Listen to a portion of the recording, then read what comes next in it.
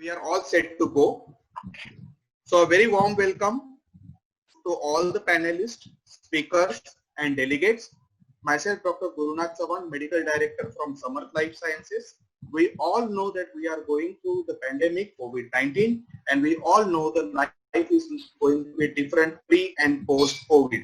It's an honor and I really want to thank for allowing us to be associated with this beautiful EIZOC session. I'm handing over the session to Dr. Pranav Ranjan. Thank you so much. Good evening all of you.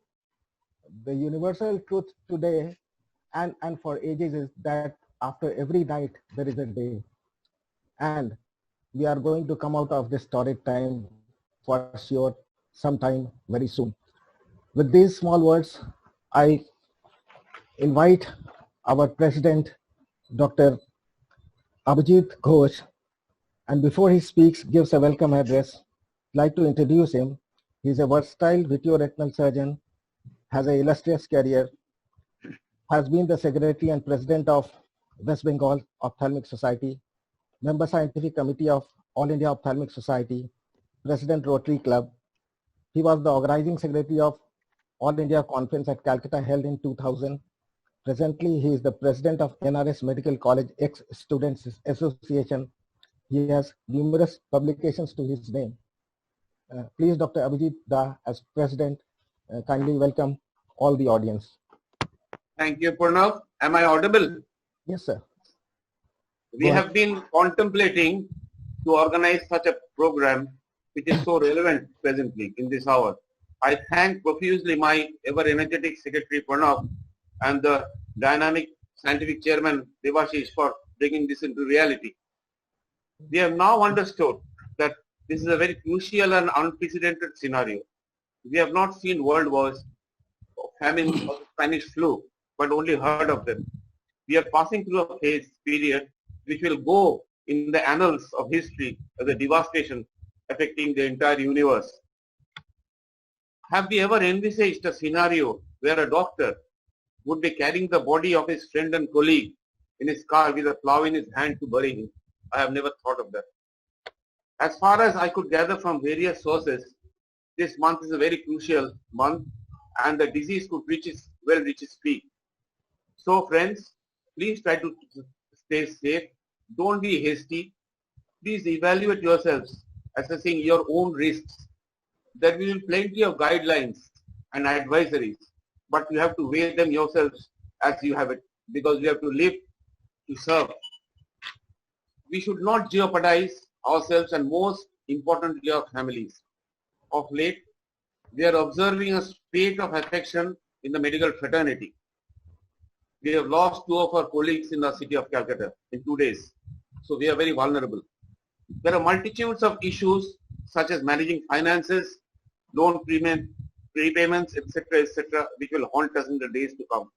Most issues will remain unanswered as we do not know the end point. So let's hope for the best. Presently, may I suggest, please try to do things which you would have always wanted to do, but you could not do because of paucity of time. I, for one, I can tell you I have improved my skills in grooming the floors and lighting the gas burners which I had never had. Please take off your phone and phone your old foes and friends and relatives. They will like your voice. I am very optimistic that with the clear, unpolluted skies which I see now, one day, standing on the terrace, I might see the Kanchenjunga from my house in the Himalayas. God bless everyone. Let's have a nice program. Thank you so much. Thank you, Dr. Abhijit Das. We are blessed to have a president like you of EIZOC and a senior colleague. Now, I would like to invite our next speaker, a friend of mine from college days, Dr. Padmaraj Samrendra. He did his graduation and undergraduation from India. He did a DMRD in radio diagnosis, then moved on to UK for a couple of years, did his MRCP, and then again moved to US for higher studies, did his MD from US. He's a diplomat from American College of Cardiology, a diplomat in internal medicine, diplomat nuclear cardiology, a diplomat in echocardiography, diplomat in PT angio, John Hopkins, Presently, he is assistant professor of medicine, University of Pittsburgh, Pennsylvania, USA. Okay. The hot seat of COVID activity. And he's going to decode us and tell us about COVID. Over to you, Dr. Samrendra. Thank you, Pranav. You have got 5 minutes, sir. I had been given the daunting task of decoding COVID-19. It's a work in progress. We are still trying to put all the information bits and pieces together to define it. It is called a novel coronavirus. However, if you go to the history, pardon me? If you go to the history, you will find prevalence of coronavirus in animal systems in the life section, with at times through intermediary hosts, pangolin, rodents. The beta coronavirus has shown here. It's a very closely related to SARS and MERS. It was epidemic in 2003. It's less lethal than them, but it's more transmissible. It's transmitted from person to person through respiratory droplets, and aerosol transmission is also probable. Its R0 factor is 2 to 3 and doubling time 5 to 8, but you know those are the factors which vary with your mitigating efforts for population density, temperature, and humidity. To gain entry into human cell, it needs ACE2 receptors, which is widespread in our body and is a normal part of RAS system. Before it attaches to ACE2 receptor, its spike protein has to be primed by a enzyme called TMPRSS2. Once it attaches to ACE2 receptor, it is internalized by endocytosis, and then its genetic material is transferred to the host genetic material and it reproduces. Then this ACE2 receptors, as I said, is widespread in the entire body, but it is not present in conjunctiva or epithelial lining of the cornea. Aqueous humor and retina have ACE2 receptors. But remember, it's not that you cannot get infected through eyes. The viral particles can be carried in the tear, and through the nasonephroidal duct, it can reach the respiratory system. Inside the cell, they occupy the tissue spaces, vessel wall, and induce immunological inflammatory reaction leading to symptoms, most commonly fever. There is two very interesting symptoms like anosmia and dysgeusia, taste problem and smelling, thought to be because of affection of the corresponding cranial nerves. But bigger problem is the asymptomatic infection, which had been said to be present in 18 to 24%. However, the recent data says that up to 50% of the patient can be asymptomatic. These are the real dangers, actually what you call hidden dragon or crouching tiger, whatever you want to call it. Ocular symptoms are not very common. However, in a systemic, with the systemic manifestation, with the affection of the vessel, it can happen. One Chinese case reported mild follicular conjunctivitis. This was the picture. Another report said that 12 of the 38 patients of COVID-19 who had systemic symptoms also had epiphora, conjunctival congestion, chemosis. A larger study published in New England Journal put the incidence at 0.8% only. The symptoms are variable. In 81% it's mild, 14% have severe symptoms, and 5% are critical. Features which indicate severe disease are if the patient has oxygen saturation of less than 93% or PaO2 less than 30 mmHg, 300 mmHg, respiratory rate of 30 per minute, and more than 50% involvement of the lung or chest on imaging like X-ray and CT. Remember, 20% patient may not have any lung abnormality shown on chest X-ray. CT scan is more sensitive in this regard. So by doing X-ray and seeing nothing in there does not makes the patient that he's not infected. Certain risk factors predisposes the patient to more severe disease like age. More than 60 years have higher mortality and severity of the disease. BMI of 40 if you are obese, hypertension, diabetes, coronary artery disease, heart failure, COPD, chronic renal disease, and hemodialysis. Certain laboratory features at admission indicate worse outcome. Lymphopenia, elevated D-dimer, elevated cardiac enzymes, elevated inflammatory markers, abnormal LFT and renal parameters. most dreaded complication of the disease is ARDS, which can happen shortly after onset of dyspnea, usually within 5 days. And two types of lung injury has been defined, H and L types. Case fatality ratio is not high, as I said earlier, that this is less lethal than SARS and MERS. Average 2.3% people die. However, the range is wide. The lowest was recorded in South Korea, 0.9%, with Italy 7.4%. Period of infectivity is uncertain. It ranges from 4 to 42 days of infection that encompasses a symptomatic state to the convalescent state. So here, when the question comes when you should open after lockdown, you should remember, lockdown is not killing the virus. It is just deferring and preventing the surge of infection to overwhelm your healthcare system. Virus is still there unless it shows that the heat of India kills them. You should be careful about yourself. There is no vaccine or treatment till this date proven to be effective. There are several I have listed here. Ongoing trials, international trials are going. I must tell you, the only thing which can prevent you is the vaccine or herd immunity.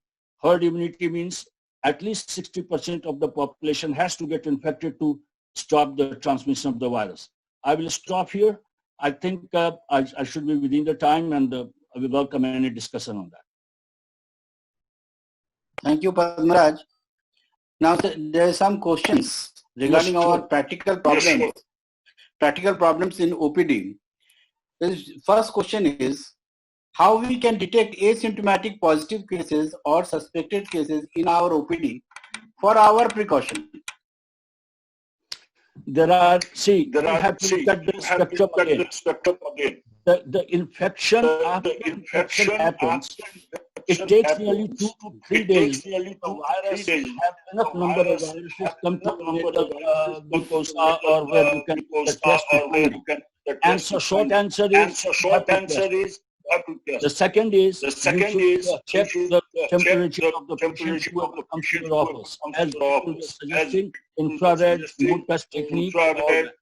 Remember, 24% or 50% who are asymptomatic, the only way you can know is by testing.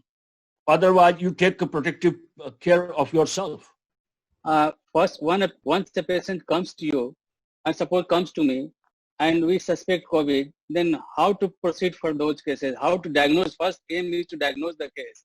Then what are the investigation? What are the sign symptoms apart from the sign symptoms? What are the laboratory tests we can order to ascertain the virus in the patient? See, unless the infection has gone so much systemic that it induces lymphopenia, as I said, that usually there is leukopenia and mostly lymphopenia. ESR, CRP are very inexpensive tests. You can do that. Fever is the first thing is before any abnormality will happen in the laboratory. You will notice they will have some symptoms. And to be honest with you, this is I'm saying to you from my own experience of seeing patients and all that. But all of them mostly were symptomatic. There has not been any particular laboratory test described yet which can screen an asymptomatic patient, other than doing the either antigen test you do or antibody test you do or whatever. Okay, sir. Recording of temperature of the patient is necessary for in OPD. We didn't know much in January. We know a bit in February. We are knowing much more in March, April, and maybe we will know more in May. At this point of time, that is the only thing I can think of, how you can screen apart from history. Thank you, Dr. Samrendra. We'll be taking up more questions and discussing with you during discussion time. So we move on. We need to stop the screen sharing, sir. Mr. Samrendra. Oh, sorry. So we move on to the next presenter. Dr. Amurtha Mukhopadhyay. Dr. Amurtha Mukhopadhyay is a senior consultant in the Division of Respiratory and Clinical Care Medicine in the Department of Medicine at the National University Hospital, Singapore. He is the Vice Chairman of the Medical Board of Research, Innovation and Enterprise at the Alexandra Hospital in Singapore. I take this opportunity to invite him to speak to us regarding the precautions we should undertake in this COVID era while we are dealing with our patients in our clinic. Okay. Good evening, everybody. My name is Amorto, and as Debashis introduced me, unlike most of you, I'm not an ophthalmologist. I'm trained in respiratory and intensive care, and currently I'm in the National University Hospital at Singapore. So when Debashis asked me to speak on this topic, I thought I'll just quickly divide my topic into two parts. What's the local precautionary measures that we are taking in Singapore at the moment? And if I find time, I'll probably discuss how our clinic facilities are running. So in Singapore, we have got alert system, and we have got 4 alert from green, yellow, orange, and red. Currently, we are on orange alert. And we have roughly about 17,500 cases as of yesterday, with 16 fatalities. So that's about 1 fatality in more than 1,000 cases. Doctors are not allowed to cross the hospital. That means across the public health institutions. And previously we used to go from one hospital to another hospital to run clinics or see patients, administration and research. Those have all been stopped. The manpower is divided between COVID team, which we call hot team, and clean teams. And this basically means there is no mixing of COVID team with the clean team. And in the same way, the administrators supporting the 2 teams are also separated. They don't mix with each other. Our offices are all separated. Clinic is considered a clean area, and people like me who are running hot teams do not take part. So my patients are shared between my colleagues, and a lot of patients are actually given appointments to come back later. Hot team cover the isolation ward or the COVID cohorted wards, accident emergency departments, and intensive care units. We use surgical masks everywhere in the hospital. That's made mandatory, from porter to administrator to doctors, nurses, everybody is using that. And in isolation ward or in ICU, we use full PPE. That means that we use N95 mask or equivalent, and there is something called mask fitting. I'm not sure whether you people are doing it, but it's quite important. We can discuss that later. We use full sleeve gowns, which are disposable, goggles or eye shield, disposable gloves, and shoe cover. For airway procedure, particularly those procedures which will generate aerosols, we use PAPR. And if I find time, I'll show you a picture of that later. Now, precautions that we can do in the clinic, and these are basic principles. By no means these are fixed, and it depends on the local resources, what's the prevalence of infection in your community, and so on. So during registration, you will do some screening questionnaires, and which will include questions on URTI, any recent fever, any recent travel history, because once the lockdown is up, people will start traveling, and any contact with any sick people in last 14 days. I think you have got something called TOCC for that. You'll measure temperature by a non-touch technique thermometer, and definitely take contact details, because if something goes wrong, you have got some means to go back to the patient. So that will include address, phone number, or email ID. And currently we are limiting 1 person accompanying the patients, because otherwise too many people accompanying increases the risk of spread.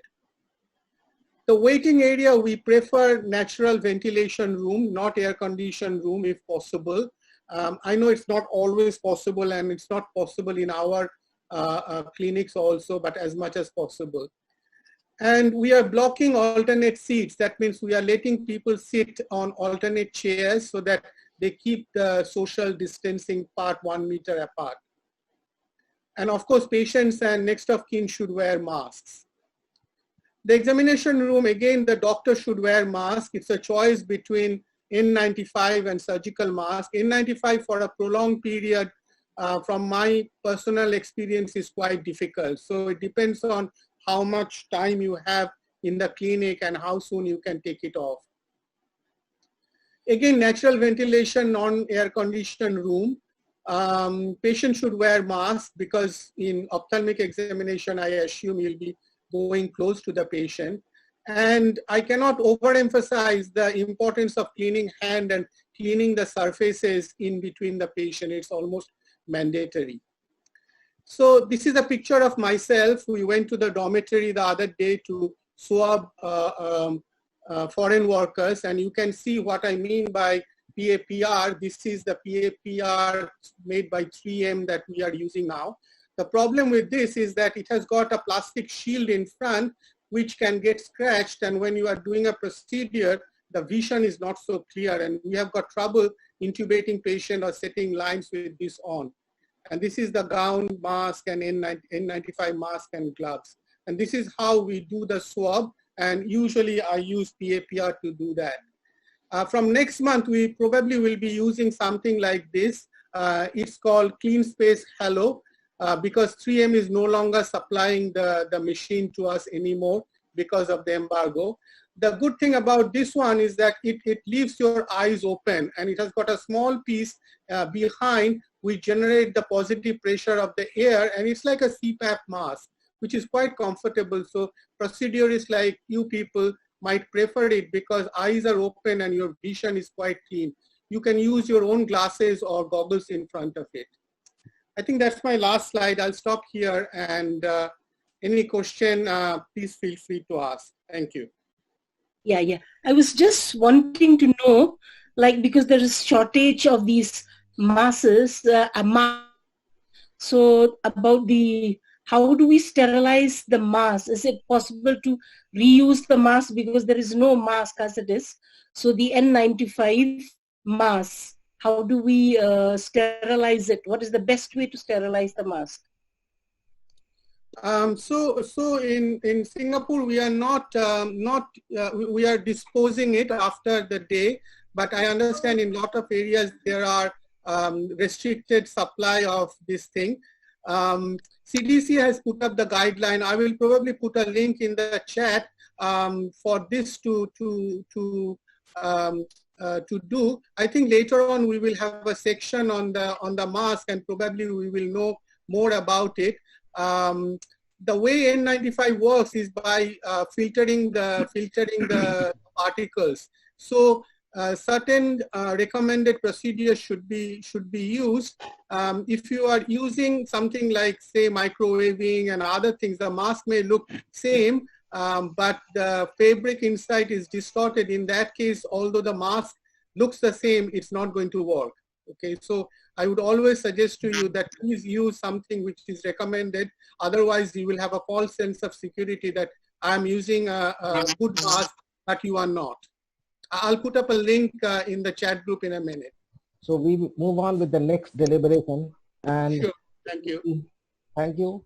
It will be by the Chairman Scientific Committee of EIZOC, Dr. Debashis Das. He's a vitreous retina and uveitis consultant in Eye Foundation and Research Center in Calcutta, and an ex-fellow Shankar Netralaya. So over to Dr. Debashis Das. Good evening, everybody. Welcome to this new normal, the situation as it is prevailing today. What is the role of EIZOC in this new normal? Basically, we are not here to give you directives, but rather we are here to give you directions. Please remember, these are non-binding recommendations, and this is an open platform seeking suggestions from all quarters. Let us together find out what can be done in this COVID era. When can we restart? This is a basic question from everybody. First, we should address how to restart, and then only we can think of when to restart. Clinics may start accepting patients only when there are all safety measures and protocols are invoked in the clinic. Please do remember that chance of viral transmission is here to stay, at least for the next few months. As far as the appointments, please do go for staggered appointments, space out such that the patients don't come in and wait in your clinic for a longer period. Do not encourage walk-in consultations and make it limited number if at all. Please do SMS the appointment for the patients who travel from their lockdown areas to your clinic at this hour. At the entry point, please ensure one patient, one attendant, if not no attendant. There should be a queue system for the space management. The non-contact thermal screening is more of a medical legal than of a real importance as of today. The history of COCC is extremely vital. The history of travel, the patient, the contacts, the cluster from which the patient is coming. Please do maintain a register for the patients along with their age, address, everything. Please do maintain a special consent form as provided to us by the All India Ophthalmological Society, special reference to COVID-19. Do remember hand sanitization, hand wash, masks for all, the social etiquettes of distancing, no footwear, no baggages, and an excellent triage by the experienced staff. This is an ideal time to invest in an EMR software to eliminate the need for physical records that will also help us to avoid cash handling. This is also an interesting time to invest in telemedicine consultation platforms. This will eliminate the need for frequent non-urgent patient visits, especially the follow-up cases. Thereby, this will avoid crowding at the clinic also. Usually, ICAM means increased number of patients at one go, which helps in capacity utilization. This is not the ideal time right now. In order to prevent crowding, the medical representatives should be advised to go digital. However, some special appointments at individual discretion can be taken. Please, we can ask them to disseminate health education digitally to the patients, in particular reference to COVID-19. All CMEs are to be covered into webinars, and video links should be given to the interested delegates. Thank you. I'll just ask you one question, Dr. Yes, sir. Devash. Yes, sir. I want to know how much time we should give to the single OPD patient for the examination. That actually that depends on the patient itself.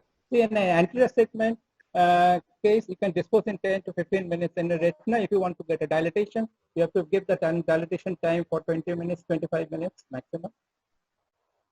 Because it should be very quick and clear. So the minimum chair time should be as minimum as possible. There are two factors. One is to avoid crowding in your clinic, and the next point is to move fast as soon as possible, because the more you are in touch with the patients, if they are COVID positive, that stands a chance of propagation. As per definition of the contacts, it is restricted for only 15 minutes. Yeah, that's what I told. We should, anterior segment cases, you are dealing with anterior segment cases, you should dispose in 10 to 15 minutes. Yes. Okay, thank you. Let us move on to our next talk. Dr. Aniruddha Meitei will be speaking on masks in the COVID era. Before that, let me introduce him. He is the Senior Vitreoretinal Consultant at Sushrut Eye Foundation and Research Center, Calcutta, as well as he is the Chairman Scientific Committee of the Ophthalmological Society of West Bengal. We welcome Aniruddha to give us insights into the masks as we are using it today. What we should know about it. Please, Aniruddha. Very good evening to everybody. Am I audible? Yeah, you are audible. Please go on. Yeah. I'm going to speak what doctors should know about the mask in the COVID-19 pandemic. As Dr. Debashis was already saying that we have to adopt the new normal condition. We can see in the OPD and OT, we have taken a new attire. Now, how to control this pandemic? By this time, we all know the chain of transmission via aerosol droplets and the physical contact has to be stopped. And by previous epidemic experience, it has been shown wearing a mask reduces the chances of viral transmission by 68%. As the picture depicts, that probability of contagion is maximum when when two persons are not wearing a mask, and it is minimum when both are wearing a mask. Now, what we should wear? There are several masks. There's a dust mask, there's a single layer face mask, but these masks are not recommended because it doesn't give any protection to the COVID-19. Now, coming to the surgical mask or the medical mask, it is an important one. It is made up of 3 layers. The inner one is absorbent material which absorbs the moisture. The middle layer has a filter, and the outer layer is made up of a material that repels the liquid. The problem with this medical mask or surgical mask is it does not offer a tight fit, and it cannot be reused and last for 3 to 8 hours. We have to recognize from the fake ones. There are several YouTube videos we can refer to. Now, coming to the respiratory mask, which is the N95, it has a tight fitting mask as well as a filtration system. The electrical charge is necessary to retain its ability to filter the microorganism or microparticles. The N95, what does it mean? It means that it can filter at least 95% of the particles which are greater than 0.3 microns. Now, why this 0.3 microns is important? It is a cutoff that is used for measuring the filtration efficacy, because that is the most penetrating size into the lungs. So this is the mask where the healthcare provider should use. There are valved and non-valved. The valved N95 masks are not suitable for patients suffering with COVID-19. We should ideally use the non-valved one. There is an FDA approved surgical N95 respirator. This should be used in the OT. There are several things we should look for an N95 mask. The most important is the certification from the NIOS. Now, as already been questioned that we are in a scarcity of N95, there are several recommendations. The most easiest way to sterilize the N95 mask is a ear cleaning. Keep it in a dry space for 72 hours, that is 3 days. The only issue that you have to wait for 3 days to reuse it. Keep the mask in a paper bag away from direct sunlight and ultraviolet rays. The other ways of sterilizing it is heat in an oven, dry heat in a rice cooker, chemical sterilization with hydrogen peroxide. Cloth mask is a cheap version, definitely. It is easily available and can be reused, but it doesn't give that much of protection. You can see in the picture, the degree of protection given by the N95 mask is 99%, where the cloth mask is 67%. At the same time, if somebody is infected, the chances of transmission is reduced to 70% by N95 mask, and whereas the surgical mask reduces the transmission by 50%. So the take-home message, the current pandemic, everybody should wear a mask. The 3-layered surgical mask is the ideal mask for the common man to wear. If it is not available, the 3-layered cotton mask is a reasonable alternative. Those who are caring for the COVID patient, taking a throat swab or during an aerosol generating procedure, an N94 or FF2 mask should be used. A surgical mask is recommended for the doctors, nurses, and all paramedics in a routine clinical practice. But the most important take-home message is, being an ophthalmologist, as we come very close to the patient, N95 mask should be used. So we should choose our right protective gear and stay safe. Thank you. There is a view of mask rotation. We should have 5 Ps and rotate in 5 days time. What is your view about that? Right. As I was mentioning, there is various methods been described for the sterilizing the mask. The one of the easiest method is to keep the mask in a dry place for 3 days. So by the time the 3 days over, we can use the mask on the 4th day. So if we have a set of 4 to 5 N95 masks, so we can rotate it. So I think that's the easiest way to sterilize the N95, at least at this moment where we are in a scarcity of N95. Now you can see the people wearing valve mask.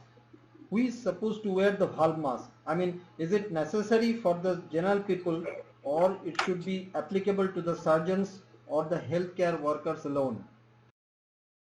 actually there is the world and the non-world. I already mentioned in the presentation. Actually, the non-world one is the ideal one, because the world one, if somebody is infected, there is a chance that he will actually help in transmission.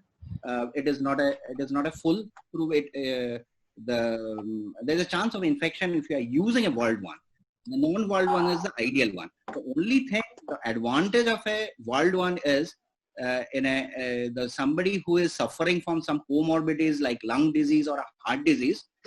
For them, it is the world one, because in a non-world one, it is very difficult to breathe in. And whom do you advocate to use the reusable mask, the reusable N95? Of course, the N stands for non-oil, and the particle size you have already described. And you know, it is easier to breathe with the valved N95 available in the market now. I think the N95 that is certified by NIOS ideally should be used for 8 hours. But there are various studies which actually prove that it can be sterilized. So nowadays, everybody is actually using the reused one, because we don't have that enough supply of N95. Dr. Anuruddha. I have a question. Yeah. So we are thinking of doing ETO of N95 masks. Interesting Is it possible? interesting discussion. According to the literature which they have recommended, ETO is not a method of sterilizing an N95.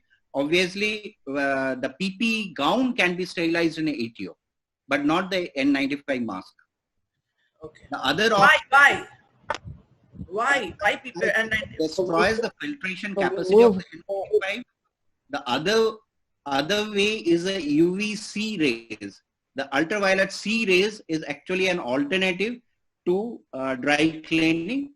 That occurs within 15 minutes. But you need a special chamber for sterilizing and mask for UVC rays, with UVC rays. Thank you, Anuruddha. Let us move on. Hello. We'll move ahead with the next topic, which is very interesting: the OPD practices in COVID and post-COVID era, and that will be taken up by Dr. Bharti Kashyap. Dr. Bharti Kashyap is a phaco and refractive surgeon at Kashyap Eye Memorial Hospital, Ranchi. She is the first lady ophthalmologist of India to receive Nari Shakti Puraskar from President of India, the highest civilian award for work on cervical cancer and irradiating on vision for the young. Presently, she is the Chairman Scientific Committee of Jharkhand. Over to you, Dr. Bharti. Thank you. Good evening, all. So my topic is OPD practices in times of COVID and post-COVID era. So the first take-home message what I want to give you is for the OPD is trials of the patient and the separate entry and exit of the staff and doctor and patients. The patients enter through a separate area. Whenever the patients come, they should be screened for fever. If there is no fever, then we take history of TOCC, travel, occupation, contact, clustering, unprotected occupational contact with cases or contacts, travel history to outbreak areas within 2 weeks, cluster with people who travel to outbreak area within 2 weeks, symptoms of upper respiratory tract infection like cough, breathlessness, acute conjunctivitis within 2 weeks. If there is no fever and the history is negative, then the patient is seen in a regular ophthalmology clinic with routine universal precautions. If the fever is, there is no fever and these symptoms, some of these symptoms are present, then we look for ocular emergency. If there's no ocular emergency, we reschedule the appointment after 2 weeks. If there is an ocular emergency, we send the patient to the designated ophthalmologist and staff equipped with PPE and in a designated isolated clinic. And if the patient has fever, then we see for the ocular emergency. If there is no ocular emergency, we refer the patient for medical care. If there is an ocular emergency, the patient is sent to the designated ophthalmologist and staff equipped with PPE to see the patient in an isolated designated clinic. So we all know about the eye emergencies. So the take-home message for the PPE is the Supreme Court has come with the order that even in the non-COVID areas, we have to use PPE. Now, where to use full PPE and where to use not full PPE. So the OPD areas are moderate risk areas, the triage area, help desk, registration counter, temperature recording station, holding area, waiting area, doctor's chamber in regular OPD, sanitary staff, the CSSD laundry handling staff. These are moderate risk areas. Here and 95 masks and gloves are okay. But the designated OPD for fever or the history and symptoms suspicious of COVID, this area and the sample collection area for COVID-19 is a high risk area along with aerosol generating procedure area. So here we have to use full PPE, that means N95, gloves, gown, goggles, face shield, head cover. Visitors attending OPD and the supportive services which are usually near the OPD, administrative, financial, engineering and security, they are low risk area where only triple layered mask will do. So the OPD etiquettes, the take home message is 1 attendant per patient policy, avoid bringing children, open door policy, use of PPE as per the risk zone. The patients and the attendants should come with a mask and pen, avoid cash payment, stop ANCT, direct ophthalmoscopy, contact lens trial, routine diffraction. Fever patients with eye emergencies and red eye patients are sent to the designated OPD room with designated ophthalmologist and staff with full PPE. Hand wash on an hourly basis by announcement from reception, because we need to tend to forget. COVID-19 pandemic emergency ophthalmic treatment consent form to be filled by patient or attendant if the patient is having fever or any symptom. And doctor is a must, but the handling of this filled form by the patient or attendant should be done after 72 hours. There must be minimal talking while examining the patient. Thank you. Thank you, Dr. Bharti. Dr. Nagendra wants to do something. Yeah. Actually, I have a very good presentation, Dr. Bharti. Just one question.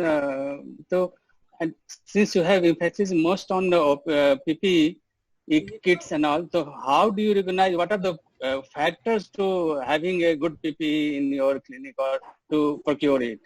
Yeah, because most of the time here what PPE the HLL has supplied, it is very thin. So we should look for CITRA certification. CITRA is the South India Textile Research Association, CEE certification. And actually we should look for the material. It should be non-woven polypropylene. It should be 90 to 100 GSM, gram per square meter. And it should be at least 2 ply. What is ply?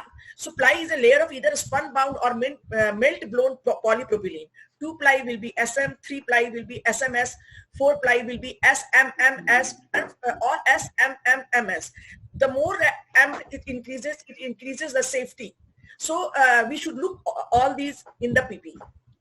And just one little question: How do you recognize the fake one with the real one? Which one is the real one or fake one? You will recognize fake PPE are usually 40 GSM. They are very thin, water penetrates, and they are not sterilized packing, loose pack, and they're stitched. So the sub-standardized kits are usually stitched, and the standardized kits are equipped with Velcro above the zipper. But this is usually absent in the sub-standardized kit. So by these 3 points, you can easily recognize that this is not a good PPE.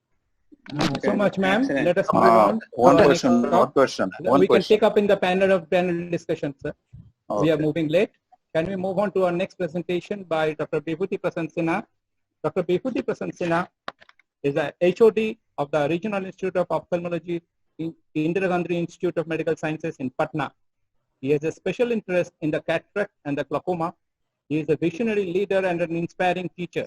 He is also the chairman scientific committee of the Bihar Ophthalmological Society. Over to you, Vibhuti.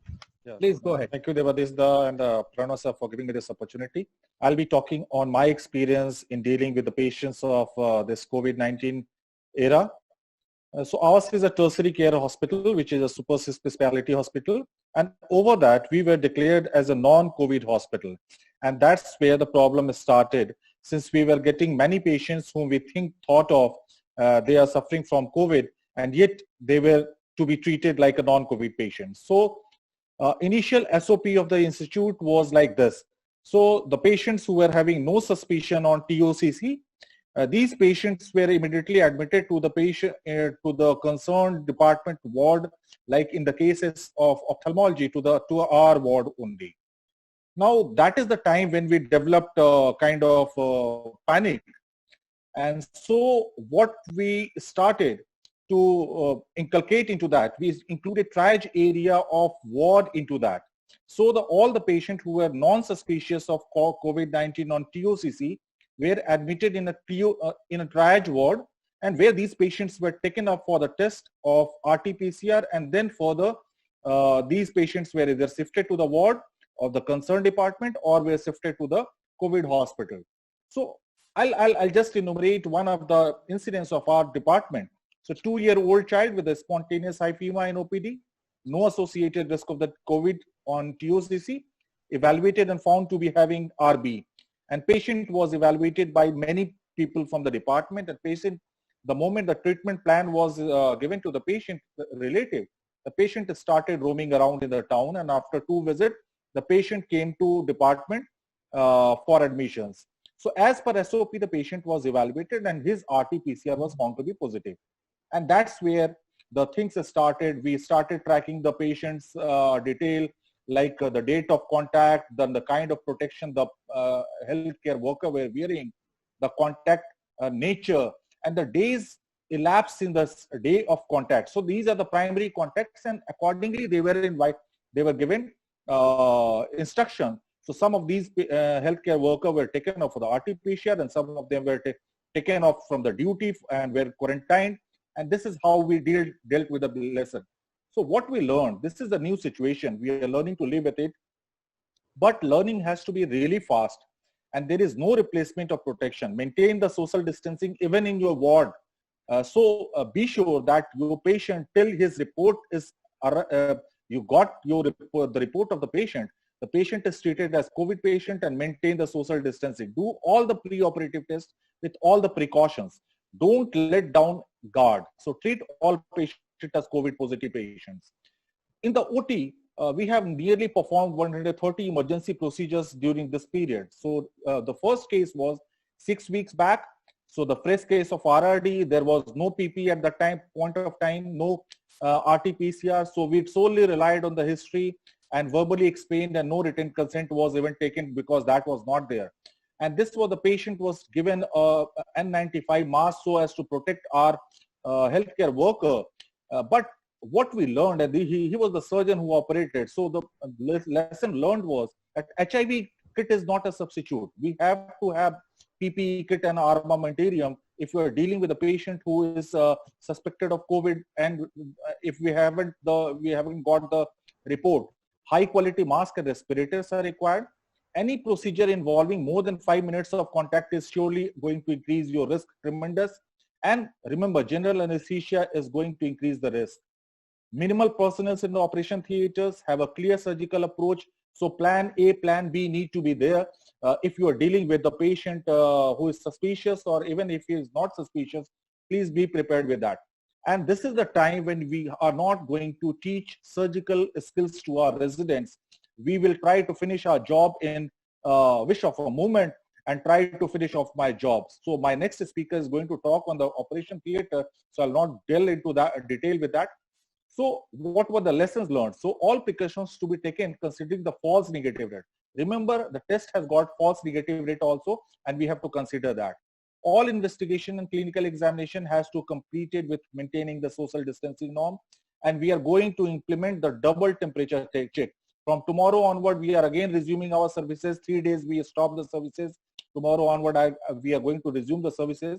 So double temperature check is going to be inculcated in our practice. And also, one must remember that we have to decrease the cross-infectivity to 0 level. So all patients who are having COVID positive should be dealt with by only multi-speciality hospitals or the institutions like a medical college or the COVID hospitals only. So to conclude, take a personal call. Assess yourself in view of your prevailing comorbidities and your risk status. So a person has to, the healthcare worker status need to be known.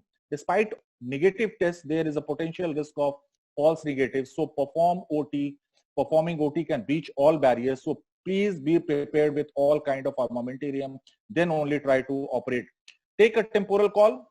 This is a time which is ever changing. So the scenario is changing from red to orange and orange to red. So assess your area and city status every 7 days. Your area and city can have transition fast from green zone to hot spot, and few waves are also expected. So this is only the first wave. We are going to expect for the second waves also, and also develop a teamwork and rotate your team in between so as to expose minimum number of healthcare workers in your department. Thank you very much for giving me this opportunity. Thank you very much. Can we take a quick question before we move on to the next speaker? Anybody? Yes, sir. Yeah, please. Anybody? Any questions, or shall we move on to the next speaker? If there are no questions, let us. Can I ask one question? Sure, yes, please. Go ahead. Is there any way to take the temperature with the gun? Where to put the gun and all for the recording of the temperature? Though it is in literature, it is recommended to put it on the forehead. So, any idea of where we can have a best temperature recording with the gun, infrared gun? As per the guidelines, we are going to use this temperature gun, infrared gun only on the forehead. But my take is you just can't rely upon the history of travel, history of contact, and even on temperature nowadays. I'll say I'll go to that extent. People are coming after taking paracetamol or any kind of antipyretic. So you just can't rely upon these three factors. Yes, you have to take these three factors into account, but be sure that still you are taking due cautions in dealing with all patients. But it This should is be my like Can I add the temperature? Yes, from the temporal area. Yeah, Dr. Bharti. It should be taken ideally from the temporal area of the scalp, because there is a temporal artery there, which is a continuation of the external carotid artery. Let me add on to that. And forehead, temporal area, and behind the ear, behind the lobule of the ear. Okay. That is the area where, that is by the touch technique, if you have that, or you can use the infrared. That is what we are using in our hospital. Yes. Whoever comes in to enter the building, they get it on the forehead, temporal area, scraping from here, going here, behind the ear. So we are also what is the ideal? Yeah. What is the ideal distance? As Dr. What distance should keep the thermometer? As Dr. Prasanna Sinha pointed out, it's not faultless. See, if you have parked a car in America, I will tell you, if I park the car in the parking and I'm moving to where I'm getting screened, that on my way, if there is not a heated or air condition, the temperature will bring my body temperature lower. However, therefore, what we are using is anything above 99 is suspicious. And ideal area, that is why you increase the chances of success by using three sides: the forehead, the temple, sweeping here, and going behind the ear. So, sir, do you suggest all three sides to be tested? Absolutely. Okay. Can we move ahead, sir? That a lesson learned. We move ahead with the That next. is a lesson We'll have- learned. Yeah. I had in mind we have- where to put the temperature gun. In fact, No, these are the three sides which we are using here. And the next, Can we go ahead, sir? Doctor, we move ahead